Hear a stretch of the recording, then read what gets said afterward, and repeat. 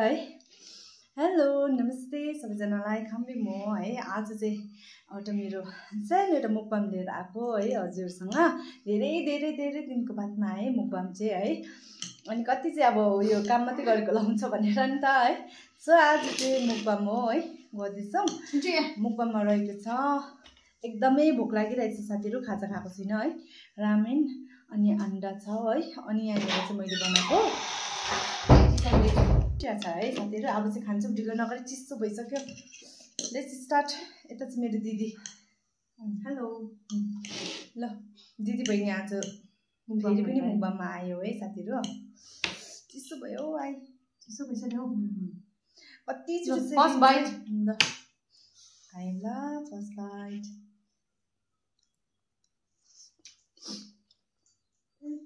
wow खादै simple हुन्छ जिसा हरामी पिरो भइस त एकै बाइटमा नलाग्दो भयो मिठो भइस साथीहरु यो चाहिँ मैले घरमै बनाएको है अहिले एकदमै खान मन परिरहेको दिदी बहिनी भेट गर्दै भएन आसरी खुवाउनु गऱ्यो गाइस आई टेस्ट गर्नु कस्तो मिठो भन्छ ल मैले बनाएको मिठो भन्छ साथीहरु ए छोरी बनाइदिएको पनि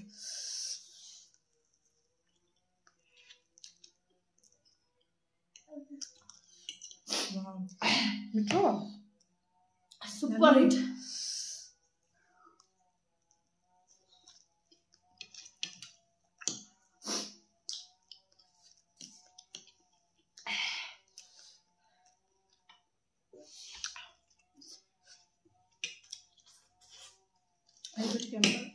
नहीं नुनु चुक्चुके है खानुस् न खानु हुँदैन नि छोरी चिसो भइगएछ खानु हुने भए त मम्मा दिइहाल्छ त यहाँ बस्छ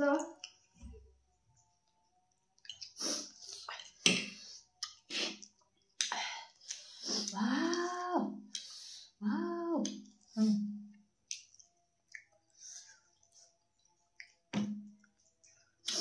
मन पर्यो जाने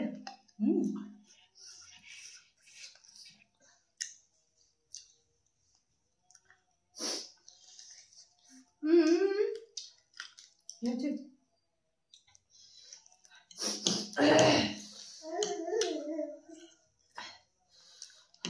हात पनि चल्ने गाई जस्तो खान नपाएर पहिलाको बाजे बोजूहरू मरे मिठो भएछ है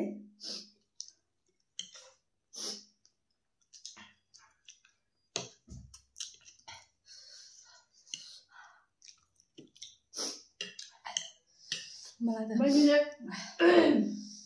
चिकनको खुट्टा दामी बनाउँछ भने कि मजाले सफा गरेर यस्तो दामी बनाएको छ कि मिठो हुन्छ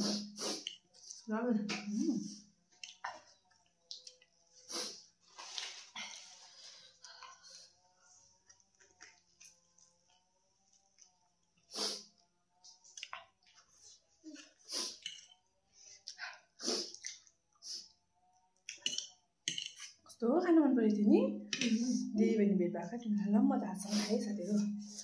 अघि त एकछिन बिमार भयो कि यस्तो रामेन खानु सक्ला जस्तो भएन जाति भए बिग बाइट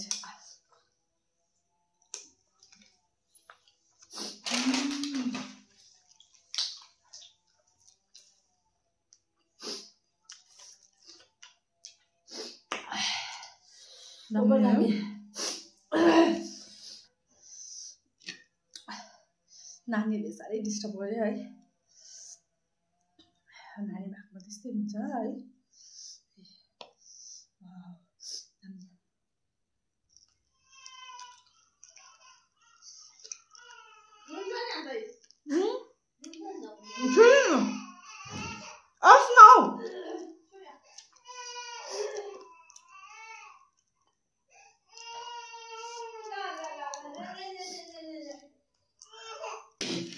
अच्छा लाग्दो भयो डिस्टर्ब गऱ्यो बहिनीले पुरा रामेन पनि चिज भयो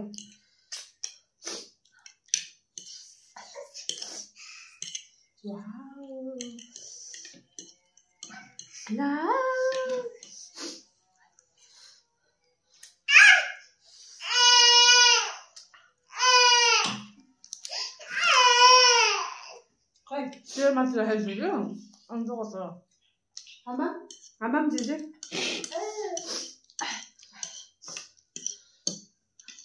मिठो लाग्यो मिठो भयो तपाईँलाई मजा आयो नि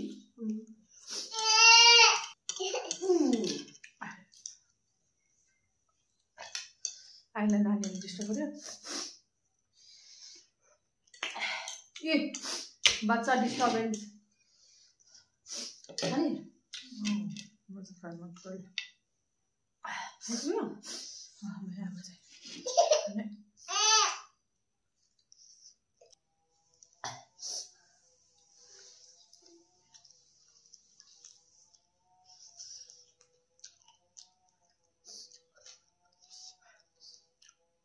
सो गाइस मैले चाहिँ रामेन कम्प्लिट गरी खाइसकेँ है मेरो मुखमा चाहिँ आइलाई चाहिँ सरी अलिकति नानीले डिस्टर्ब गर्यो है